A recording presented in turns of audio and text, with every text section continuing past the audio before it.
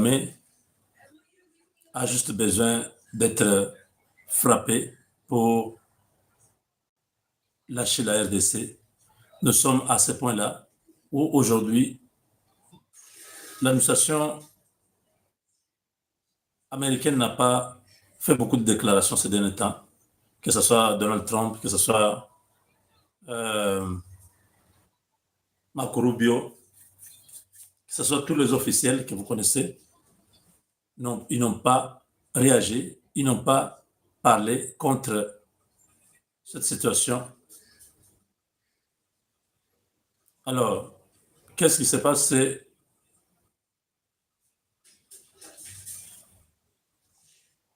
la réponse est venue au niveau du Conseil de sécurité. Aujourd'hui, tout le monde a entendu ce que la représentante des États-Unis aux Nations Unies qui a parlé, c'est Madame Bruce, quelque chose comme ça. Attendez. Je vais voir ça très vite. Voilà. Ça doit être ici. Elle s'appelle comment?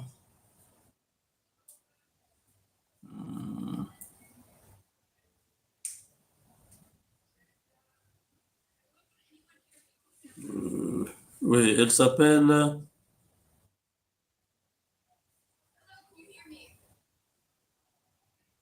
Là, ici, on n'a pas mis son nom.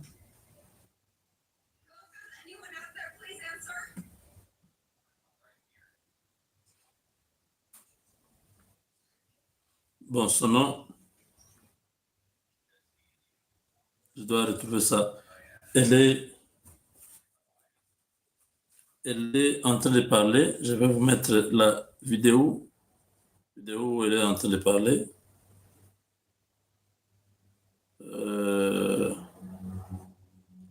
Attendez.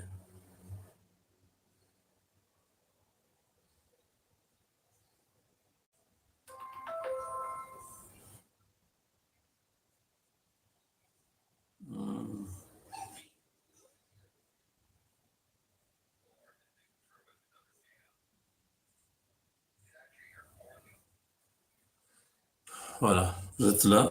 Attendez un instant.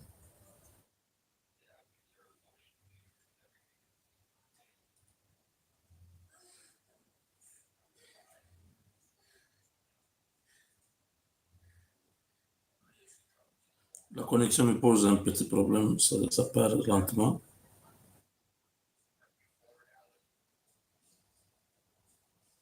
Alors, les États-Unis ont menacé le Rwanda d'être frappé sérieusement. C'est une question que beaucoup de gens se posent. Pourquoi les États-Unis se limitent à faire des déclarations, mais ils ne frappent pas? Bon, même avec l'Iran, ça a pris beaucoup d'années, presque 40 ans. Vous avez été surpris de voir que les États-Unis a directement lancé des attaques contre les autorités iraniennes et on a détruit beaucoup de ces derniers. Les gens ne s'attendaient pas. Ils ont vu seulement la réaction. Les Américains ont parlé et nous pensons que leur patience est arrivée vraiment à terme. Quand vous suivez ce qu'ils disent, ça ne augure pas de bons présages pour le Rwanda. C'est une situation qui les dérange et vous le savez tous, que le monde entier a vu les accords du mois de décembre. Les gens se disent, mais attendez, l'Amérique est défiée par le Rwanda. Le Rwanda n'obéit pas, le Rwanda ne fait pas ce que l'Amérique dit. Donc le Rwanda est devenu très, très, très fort. Non, ce n'est pas le cas. Nous soyons patients. Nous allons voir comment le Rwanda va pleurer très bientôt. c'est une question des intérêts. Les Américains n'ont plus d'intérêt au Rwanda. Ils ne peuvent pas protéger Kagame. Mais la réalité que nous connaissons sur cette affaire est que on a lâché le Rwanda depuis longtemps par les Américains. Ils sont restés attachés à leurs alliances occultes, des alliances diaboliques, où ils ont encore du soutien de ceux qui profitent du sang congolais. Ils préfèrent continuer à faire du mal. Ouais. Ça y est là. Ignorer les défis qui demeurent. Nous sommes très déçus par le fait que le Rwanda continue d'exacerber le conflit, ce qui constitue une violation des règles de ses obligations au titre des accords de Washington. Nous réaffirmons à nouveau nos appels à un retrait immédiat des troupes rwandaises. Nous réaffirmons la souveraineté, l'intégrité territoriale et l'indépendance politique de la République démocratique du Congo, des éléments qui doivent être respectés à tout prix. Et d'un autre côté, le gouvernement de la RDC doit honorer ses engagements visant à neutraliser immédiatement les FDLR, dans les zones qu'il contrôle, au moins. Prendre en considération ces préoccupations sécuritaires est indispensable si nous voulons interrompre les cycles de méfiance qui alimentent le conflit depuis des décennies. Nous n'avons pas peur de réfléchir à d'autres outils pour promouvoir la reddition de comptes pour ceux qui mettent en péril la paix.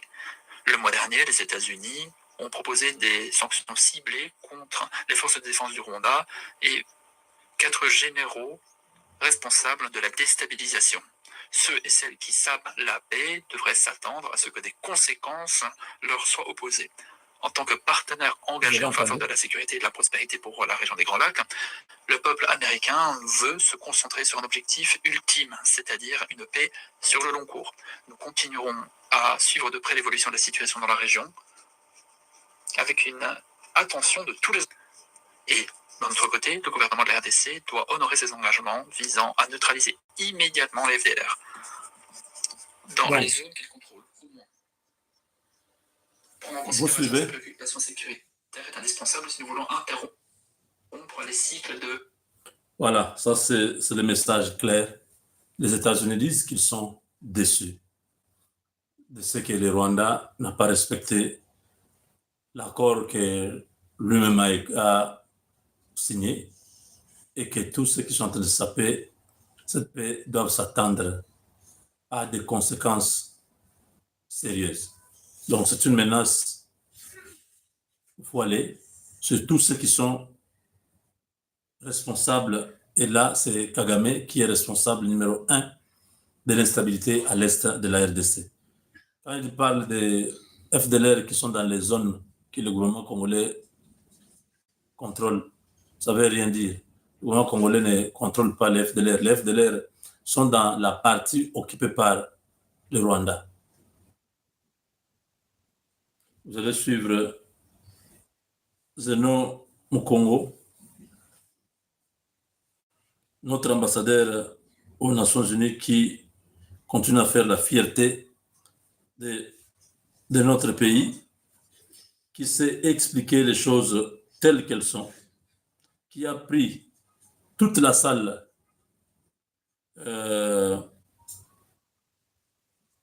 devant un exercice d'explication facile à comprendre, ce qui a fait que le Rwanda n'avait rien à dire. Ce génocide Attendez. Ce génocide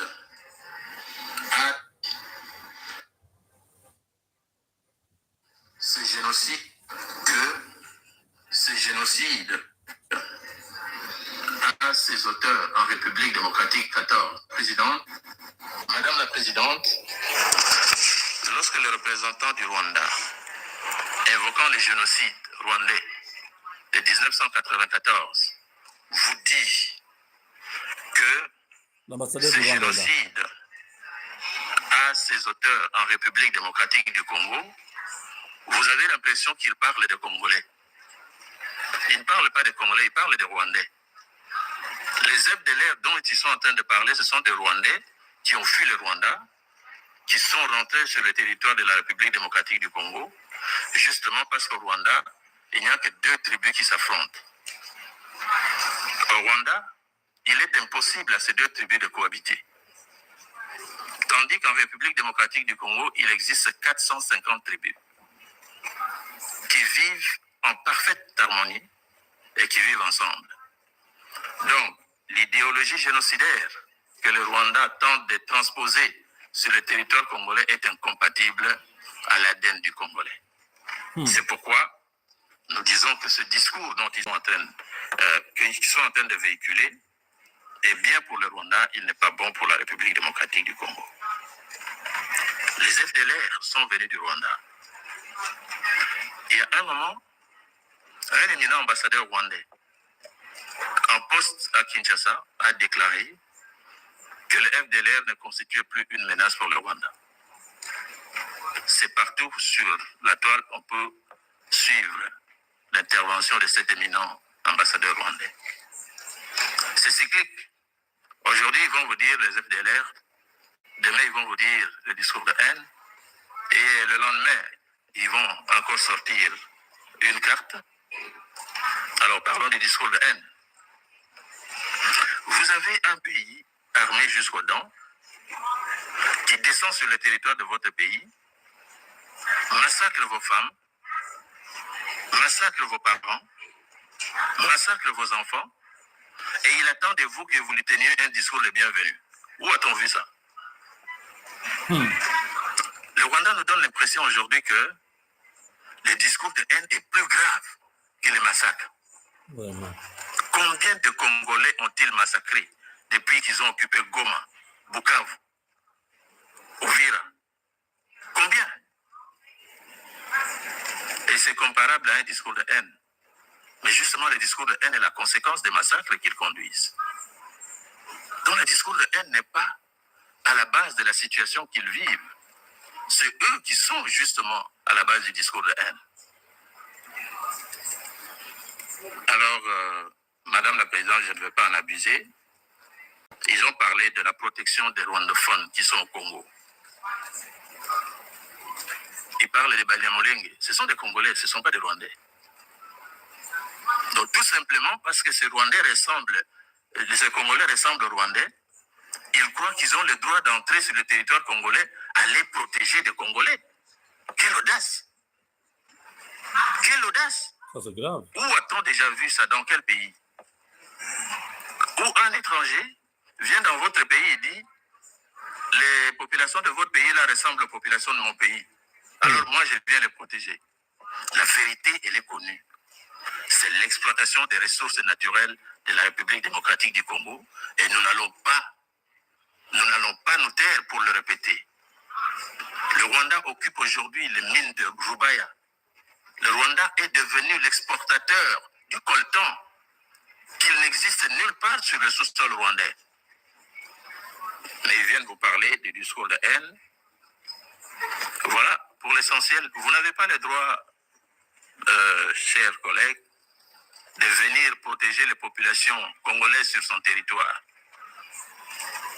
La République démocratique du Congo est suffisamment outillée pour protéger ses propres populations. Un pays du reste de 450 tribus, mais vous n'en avez que 2, vous n'arrivez pas à les gérer. Vous voulez venir gérer nos 450 tribus. L'ambassadeur là est Je dépassé. vous remercie, Madame la Présidente. Chers amis, vous voyez quand quelqu'un est patriote, comment il parle. Voilà les types de personnes que nous avons besoin à des postes stratégiques comme celui-ci. Zenou Mukongo, c'est un excellent diplomate qui parle, qui fait passer le message avec beaucoup d'élégance, d'humilité et de patriotisme. Il a recadré l'ambassadeur du Rwanda. Ce dernier était honteux. Il a été humilié parce qu'il n'a pas pu prendre une décision, parole pour répondre. Il est venu avec les histoires FDLR. Cela dit non. FDLR, ce sont des Rwandais, ce ne sont pas des Congolais. et ils sont sur le territoire qui est occupé par les Rwandais actuellement. On ne peut pas chercher la FDLR au Congo. C'est un échappatoire. Donc voilà, les Américains sont dans une phase très dangereuse avec le conflit à l'Est. Ils peuvent se prendre à tout moment et mettre de côté Kagame. Je vous dis, il y a beaucoup de choses qui se passent. La RDC est devenue l'objectif principal des États-Unis pour l'Afrique. Faire le business. Ils ne vont pas permettre que Kagame continue à jouer ce jeu comme il attend que ce soit le mois de novembre pour avoir de nouveaux députés au niveau de la Chambre basse et ainsi faire basculer des décisions. Je vous dis que le gouvernement congolais, à travers son Parlement, va ratifier, c'est pas aujourd'hui, peut-être ça interviendra dans la semaine, le partenariat stratégique avec les Américains. Ça va être ratifié par notre Parlement et ça devient une loi. Et aux États-Unis et ici, nous serons dans un partenariat que personne ne pourra briser. Donc, dites à vos amis qui croient qu'ils peuvent continuer à faire les cache-cache jusqu'à ce que les démocrates viennent. Ça risque d'être une grosse déception. Voilà, chers amis, nous avons aussi l'information, c'est que le président Tshisekedi va au Congo-Brazzaville. Paul Kagame est déjà arrivé. Nous allons seulement rester en prière parce qu'on nous a dit qu'il y a beaucoup de militaires rwandais qui sont venus de Kigali, qui vont être là pendant la cérémonie d'investiture du président Sassou. On ne sait pas qu'est-ce qu'ils sont en train de planifier. Sassou, il pense savoir tout ce qui est là-bas pour les tuer. Cela n'arrivera pas. Je vous ai déjà dit que les gens qui ont reçu des missions de la part de Dieu, c'est toujours difficile de ôter la vie. Ce n'est pas facile. Ils peuvent tout planifier, mais rien ne pourra arriver. Félix Tshisekedi, après Brazzaville, il s'envole pour la Turquie.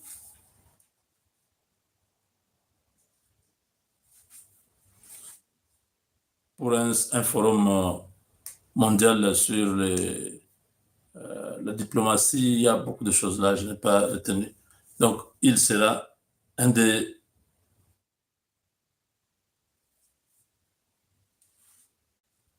membres. Donc, nous allons ensemble faire un effort. Cette nuit, prions. Demain matin, prions que Dieu puisse protéger notre président parce qu'on nous a signalé qu'il y a beaucoup de militaires rwandais qui sont arrivés à Brazzaville. Avec quel objectif? Nous ne savons pas. Mais nous restons connectés à Dieu, celui qui nous a donné le Congo, qui nous a donné Félix, qui a fait qu'aujourd'hui le Congo vive dans une certaine façon en paix. Nous avons des hommes et des femmes qui sont mal intentionnés, qui continuent à déstabiliser le Congo, qui ne veulent pas que nous puissions aussi nous réjouir de notre pays. Ils disent que non, mais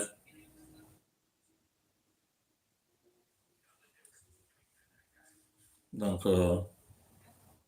j'étais en train de lire quelque chose là. Donc, comme vous voyez,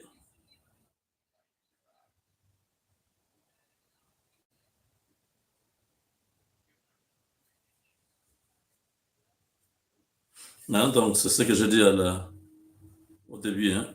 Donc, le Conseil de sécurité exige, donc les Nations Unies, le Conseil de sécurité des Nations Unies, les États-Unis exigent le retrait sans condition de l'armée rwandaise de la RDC.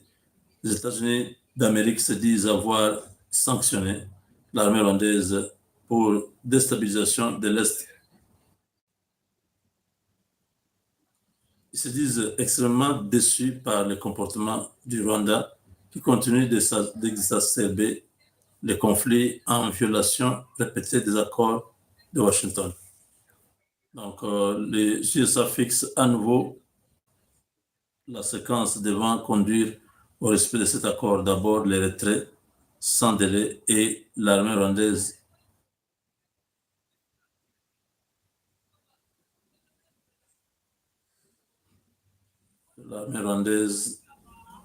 le reste de la RDC ensuite. Ils vont d'abord se retirer, ensuite neutraliser au moins l'FDLR dans les zones contrôlées par la RDC. Okay.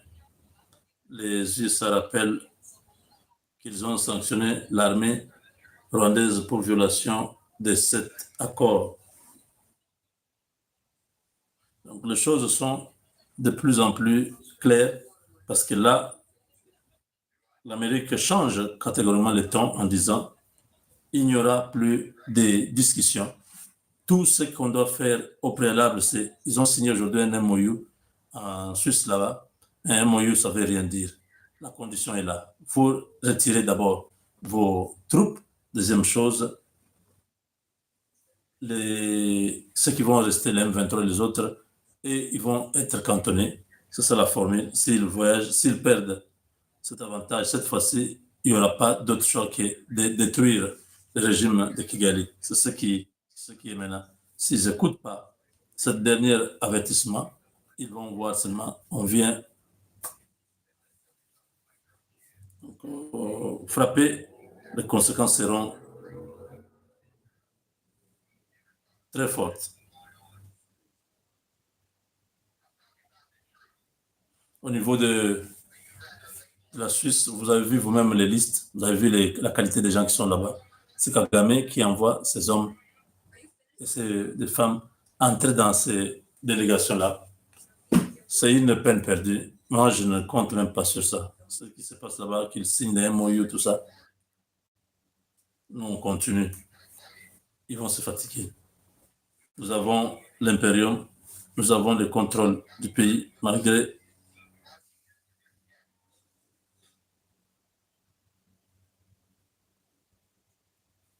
donc,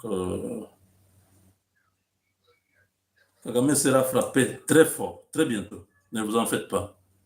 J'ai beaucoup de certitudes du côté du département d'État. Ça se murmure. On ne sait pas comment ils vont agir. Mais là, c'est un appel à la désescalade et au retrait des troupes immédiatement. Pas seulement les États-Unis, même l'ONU a répété ça. Donc, maintenant, c'est terminé. Les petites balades du soir sont terminées.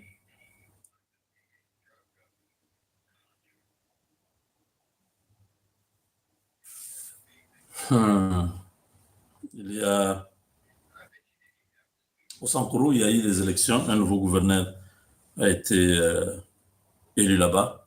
Mais bon, il faut que les choses fonctionnent au niveau national pour que toutes ces provinces puissent se retrouver. Si on continue à tâtonner comme ça avec 26 provinces, ça fait mal. Parce que pour que ces provinces puissent se produire, les provinces deviennent une charge, un poids. C'est pas mal. Nous pouvons avoir même 50 États. Mais c'est le système qui sera mis en place pour s'occuper des...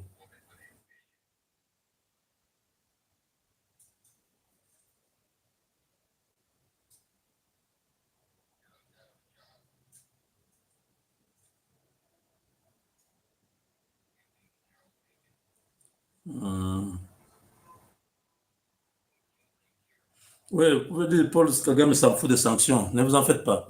C'est ça. Tout le monde le connaît. Il s'en fout. Il est fort. Nous acceptons. Mais les jours qu'on va le frapper, ayez aussi le courage de venir ici dire que, oh, on l'a frappé. OK? Parce que je ne vois pas pourquoi les Américains vont protéger Kagame pendant qu'il ne gagne rien au Rwanda, alors qu'en RDC, ils peuvent faire leurs affaires facilement. Déjà, Cobalt Metal est déjà dans les activités de prospection à Manon là-bas. C'est déjà bon. Les entreprises américaines ont déjà commencé à fouler les pieds sur le sol congolais. Ce qui veut dire que la sécurité de la RDC passera en premier maintenant. Par rapport à beaucoup de pays dans le monde, la RDC pourra être parmi les priorités des États-Unis, étant donné que les investissements, les grands investissements vont être au Congo. Il faut protéger tout ce territoire-là. Nous avons déjà un satellite de surveillance, un satellite militaire et civil qui bientôt pourra être lancé à partir de Kinshasa. C'est un satellite que la RDC s'est proposé d'avoir aussi pour ne pas perdre le temps. C'est terminé à l'OUA. C'est terminé. Le président Tshisekedi a remercié tout le gouvernement en leur disant que ça a été un grand plaisir, un honneur d'avoir travaillé avec eux. Une façon ironique de ne pas se moquer d'eux, de ne pas dire que vous étiez des incompétents, des incultes, des mécréants, des gens inutiles qui étaient venus se remplir les poches et vous voilà en train de faire l'inventaire de vos biens à Kinshasa, le nombre de parcelles achetées, des maisons déjà construites et ceux qui sont en chantier. C'est ce que je leur ai dit avec élégance. Merci beaucoup d'avoir servi notre nation. Beaucoup d'entre vous ne vont plus être avec nous la prochaine fois que nous allons rencontrer. Nous serons avec une nouvelle équipe gouvernementale. Merci encore une fois. Au revoir aux uns aux autres. Il y a eu des pleurs et des grincements dedans.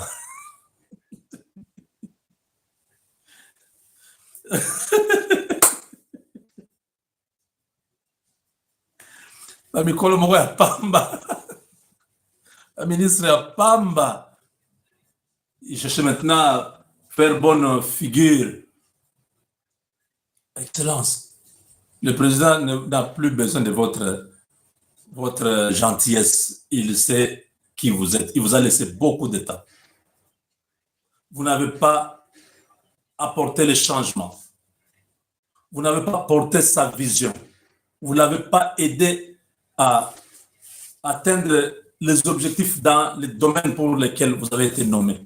Par ordonnance, Tshisekedi a dit merci. Comme pour dire, votre calvaire commence. Maintenant que vous partez, sachez que vous ne verrez plus jamais un poste, même au niveau du quartier. Tous ces gens qui quittent le gouvernement, s'ils ne sont pas intelligents, beaucoup vont souffrir très bientôt. Toutes les maisons qu'ils ont achetées, ils vont commencer à vendre une à une.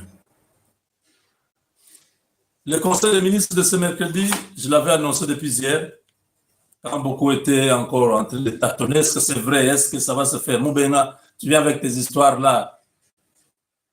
Pourquoi je viendrais vous dire des choses qui ne sont pas vraies? Surtout à ce niveau-là, gouvernement, je viens vous raconter ma vie, ça veut dire quoi? Je vous dis ce que j'ai entendu. Souvent, je vous dis, si vous voyez le poisson vous dire le crocodile est malade, croyez-le. Les deux habitent dans l'eau. C'est-à-dire, il a vu qu'il est malade. Ouais. Si je viens vous dire, voilà, le gouvernement va changer. Sachez-le, ça va changer. Je vous dis, tel va rester. Oui, il va rester. Parce que nous avons besoin de rester concentrés sur notre avenir. Le pays traverse un moment particulier de son histoire. C'est un moment où nous avons ouvert les yeux pour comprendre certaines choses, pour connaître qui était derrière notre calvaire, qui était notre ami, qui nous détestait. Nous avons découvert ça pendant cette période difficile, une traversée très mouvementée. 7 ans d'instabilité, c'est trop. Et voir un pays qui est dans une instabilité chronique comme la RDC, continuer à s'acquitter de ses devoirs au niveau international, au niveau national, normalement, c'est un exploit. La RDC continue à avoir un budget qui monte chaque année. Des recettes qui doublent, qui triplent chaque année. Des militaires qui sont en train de monter en puissance. Des enseignants qui sont payés, des fonctionnaires payés. Les grèves, c'est sporadique, c'est presque rare. Un pays qui est dans une crise sécuritaire comme la RDC, il faut dire que nous avons une grâce particulière. C'est terminé pour les ministres. Tout ce que vous connaissez de ces ministres, d'ici le lundi prochain, vous saurez qui sera et qui va partir. Mais déjà, nous avons cette liste. C'est le meilleur des gouvernements que nous allons avoir, sauf changement. Mais à 80%, c'est un très bon gouvernement qui mise sur tout ce qui arrive dans notre pays comme partenaires, les Américains, les Qataris, les Émirats arabes unis, le royaume de l'Arabie saoudite, tous ces, même l'Union européenne qui est en train de chercher comment se greffer malgré son hypocrisie. Nous sommes maintenant à une phase très capitale. Mes frères, le Congo va connaître une ascension, une croissance énorme. Nous pouvons atteindre dès l'année prochaine les 100 milliards de PIB. Je ne parle pas du budget, je parle du PIB. Produit intérieur brut. Nous pouvons frôler les 100 milliards dès l'année prochaine. Ce sont des simulations sur la progression de notre économie compte tenu de tous les flux financiers qui viennent en RDC. Vous savez, il y a les 500 milliards de dollars du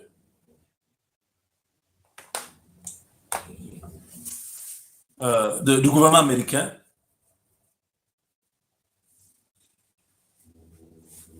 Avec DFC, vous le savez, n'est-ce pas? Avec d'autres milieux financiers qui sont basés à New York, qui ont déjà un paquet de plus de 3 000 milliards pour le secteur privé. Cet argent-là va atterrir au Congo.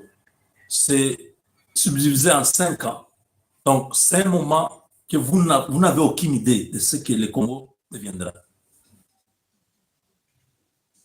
Les entreprises qui ont déjà ouvert la balle, c'est Cobalt Metal, vous le savez, non? Il y a Chemaf qui est aussi déjà sur la liste. Vous avez même les entreprises traditionnelles qui sont là, comme Glencore et les autres, ils vont connaître une ascension. C'est l'économie congolaise qui est en train d'aller en flèche. Comme le ministre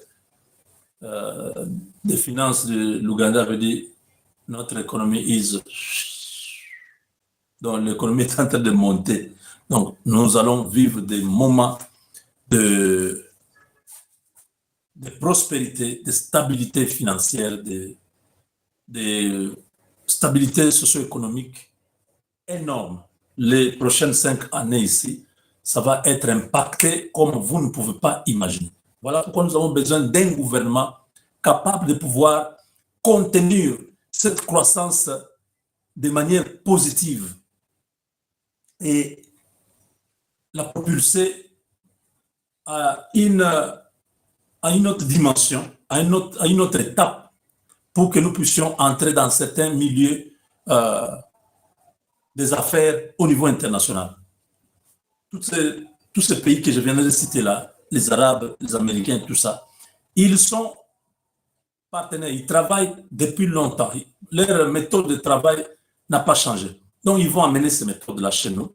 Nous devons être aussi flexibles pour que nos ministres ne soient pas des gens comme ça ramassés à gauche qui ne comprennent rien. Je pense que cette fois-ci, même dans les cabinets des ministres, ça ne sera pas des gens déjà allés de partis politiques. Non. Ce sera des experts, des consultants qui viendront, qui vont modeler notre système de gouvernance dans beaucoup de domaines à se conformer à ce qui est les modèles standards internationaux. Vous comprenez ça? Beaucoup de choses sont en train de changer. Il faut que nous soyons flexibles au changement. Le président Tshisekedi est très ouvert. Il a compris qu'il ne faut pas perdre le temps avec un pléthore des individus inutiles qui chauffent les chaises à l'OUA chaque vendredi. Il faut les dégager. Ils sont stériles dans leur cerveau. Ils ne peuvent pas produire. Ils ne peuvent pas donner naissance aux idées, donner naissance aux initiatives pour les enfants. Si on te donner les enfants, elle est inutile. Elle peut dégager. Oui. Comment tu vas perdre tout ton temps, toute ta jeunesse jusqu'à la vieillesse sans avoir un enfant? Si c'est toi le problème, alors laisse la femme partir, se débrouiller pour avoir un enfant. Si c'est elle le problème, laisse-la. Trouve une autre femme. Vous comprenez? Donc Dieu lui-même nous a créés sur ce principe-là de la procréation. Multiplier, remplissez la terre. Ça, c'est Dieu. Même un arbre, quand tu coupes, tu vois un autre pousse, c'est la procréation. Tous ces ministres sont restés au gouvernement stériles. Ils ont séché même le peu qui était là. Vous êtes au gouvernement, amenez de nouvelles idées. Vous n'en avez pas. Trouvez les gens qui peuvent vous aider à avoir des idées. Voilà dans votre pays, vous êtes 150 millions de personnes. Qu'est-ce qu'il faut faire? Donc, il faut faire telle chose. Il faut amener les choses de cette façon. Il faut orienter les choses comme ça. Vous le faites, vous voyez que ça produit. OK, on avance. C'est comme ça. Nous sommes restés dans les mêmes modèles. Les ministres viennent, rien ne change. La vie ne change pas. Parce que les gens qu'on amène ne sont pas qualifiés au changement. Eux-mêmes sont archaïques. Comment ils vont changer les choses? C'est quelqu'un qui a un esprit ouvert, qui a voyagé, qui a vu, qui a compris, qui a l'ambition, qui peut défier certains aspects des choses. Non, ça, en tout cas, moi, je vais atteindre l'objectif. Je vais faire telle chose. Non, il n'y a pas la compétition. Même au sein du gouvernement, il n'y a pas une compétition pour dire j'aimerais faire mieux pour que on puisse parler de mon ministère. Il n'y en a pas. C'est comme s'ils sont, ils sont tellement, je ne sais pas, c'est comme si on a amené des vieilles personnes au gouvernement, des gens qui ont un cerveau qui est déjà au frais, au repos. Non, on doit mettre des gens qui ont encore un cerveau qui tourne. Oui, à 360 degrés. Comme ça. Des gens qui peuvent réfléchir. Je vous ai dit l'intelligence, hein, c'est la capacité de trouver des choses. Vous avez compris? Point barre. Ne cherchez pas des interprétations ou des définitions de dictionnaire. Non. La capacité de trouver des solutions aux problèmes, c'est ça l'intelligence. Si vous me donnez quelqu'un, vous dites non, lui, quand il est arrivé dans notre quartier, il n'y avait pas un pont ici, il nous a aidé à avoir un pont. Oui, il est intelligent. Ne dites pas non parce qu'il avait l'argent. Non, c'est pas seulement lui qui a l'argent. Il y a même des riches qui passaient là, qui souffraient et qui faisaient tout. Parce qu'ils sont bêtes dans la tête. Il n'y a rien. Donc, mes chers amis, nous sommes devant une époque où beaucoup vont disparaître totalement. On ne parlera plus jamais de leur nom. Beaucoup entreront dans l'histoire comme Mutamba, qui a fait peu de temps au gouvernement, mais son nom est resté. Vous comprenez? Nous ne voulons pas que tout le monde puisse être comme Mutamba, mais que chacun puisse apporter quelque chose pendant sa gestion.